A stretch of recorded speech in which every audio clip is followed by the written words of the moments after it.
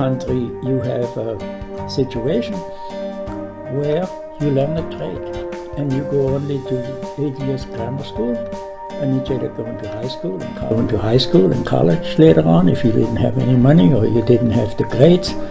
You learn a trade, and all trades, bakers, butchers, candlestick makers, barbers, gardeners, painters, you name it. Says, well, how old are you? Oh, 13 years old, 14. Oh, what are you going to be? Everybody kept quiet, and my sister said, oh, he wants to be a cook.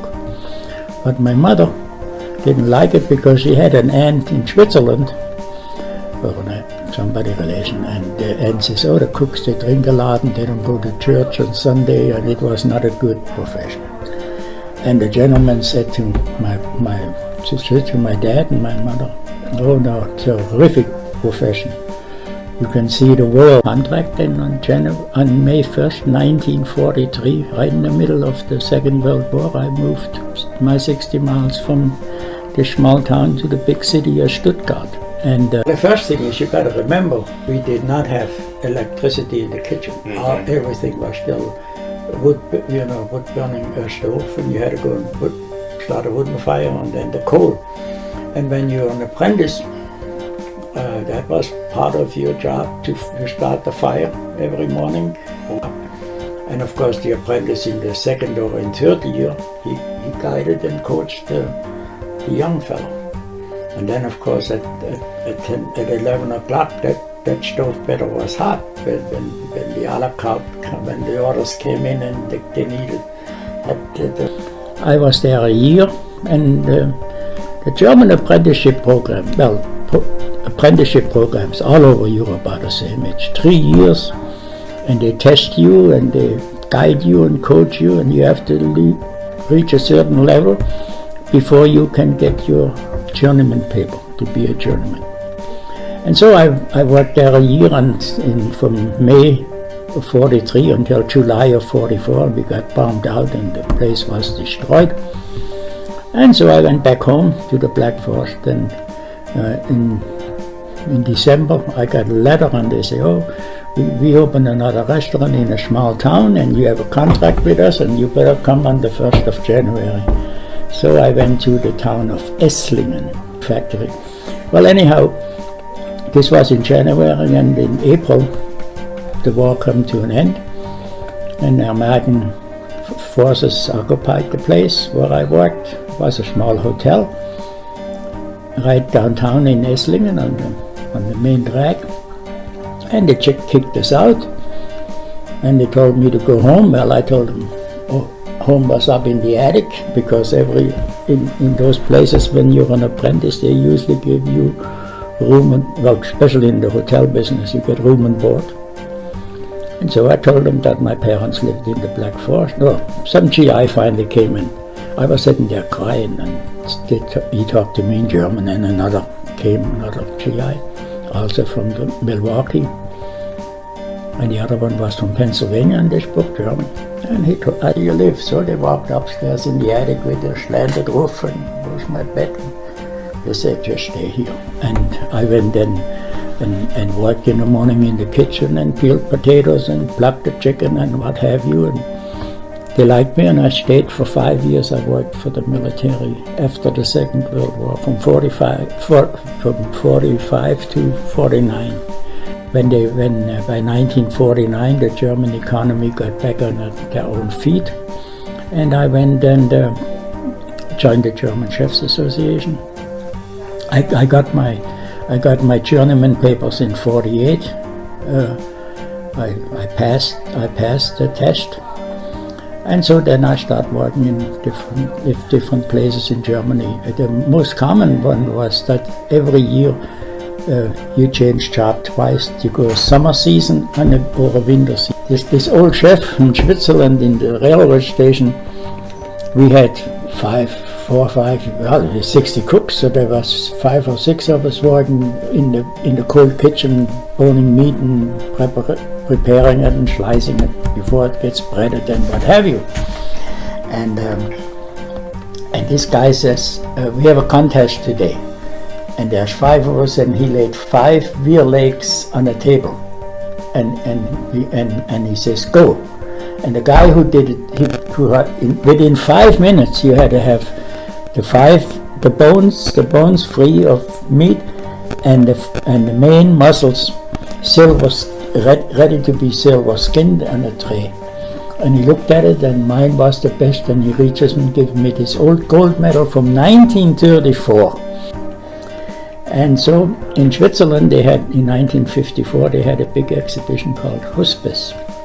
They built an exhibition ground and an international restaurant, and I was lucky to be hired as a young cook at this restaurant. There was 30 chefs in the crew, and would you believe 6 of them from that crew ended up in the United States, and I and another guy were the only 2 left still alive. Work hard. But I give the Swiss chefs a lot of credit. They made wonderful professionals out of us.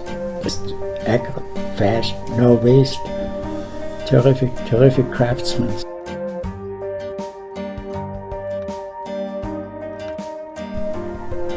A willingness to learn and a sharp eye for details. And then manual skills. You know, if you can't go and flip an omelette, or if you can't make a decent, like the French used to do, or if you can't go and slice a piece of meat, or that it doesn't, or you're just not that interested in the nature of things. How does this muscle? How is this structured? How do I have to cut it? That the people are happy with it. That's just like now when they cook vegetable and they are just mostly raw. Well, there are people, vegetarian, who eat raw vegetable, but the rest of the people, they wanted the 3 minutes, or that it was properly steamed, and that it is on a hot plate, that it isn't half cold before it gets on your thing. Detail-oriented a chef has to be. And of course, if you are responsible, you have to look every day, you have to look what comes back, and you got to go dishwashing area and look and see what comes back. Got to look in the garbage cans all the time. That is absolutely has to become part of you. And so now that was the world, stuff like that. And it has to do with logic and with knowledge and with determination that you're going to find out why, how come this didn't work, and that's probably one of the things why I don't give up easy when you have a question.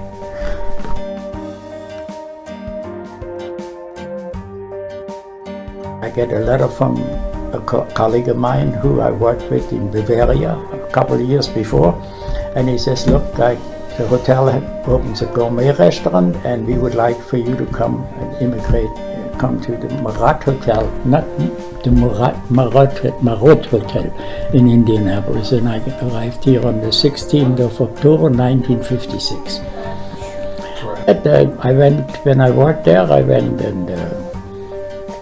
to the Indiana Restaurant Association and exhibited, and I went one year to exhibited in New York, and lots of wonderful things happened.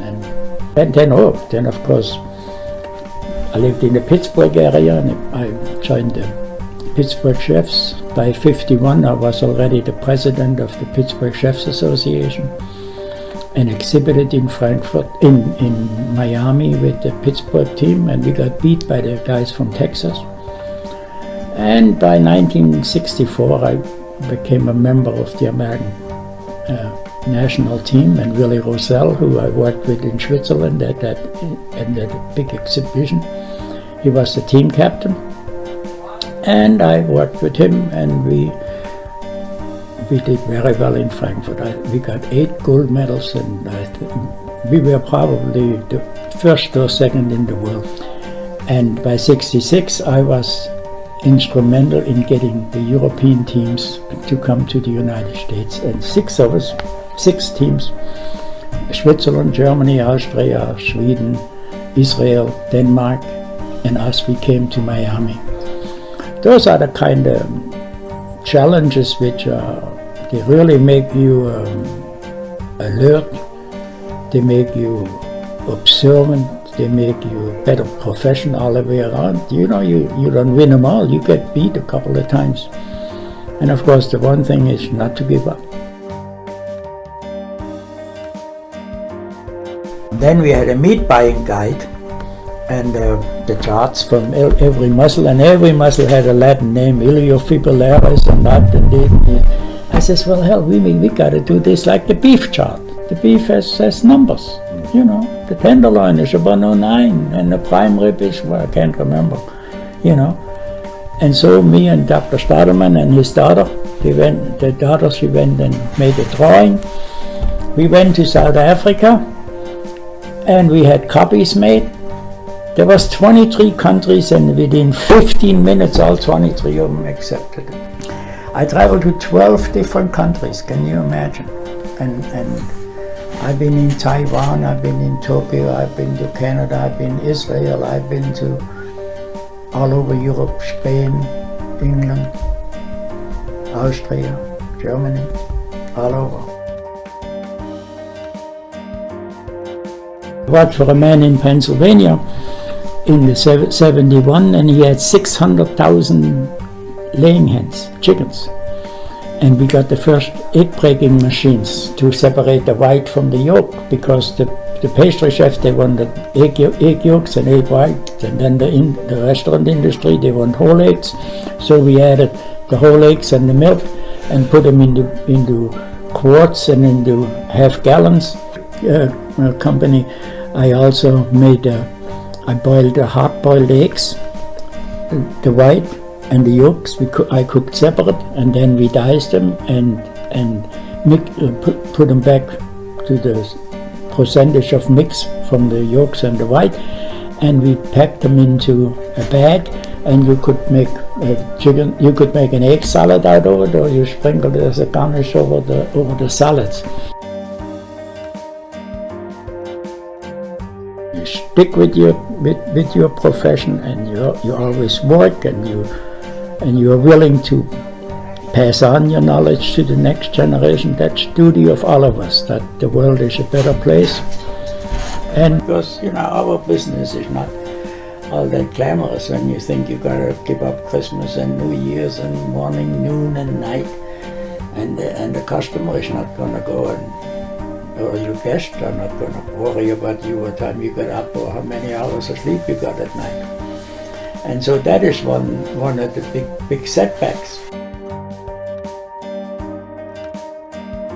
And it says, what is a chef? Well, a chef is a person who can take the birds from the skies and the lake from the lakes and the rivers and the oceans, the fish and the crustaceans,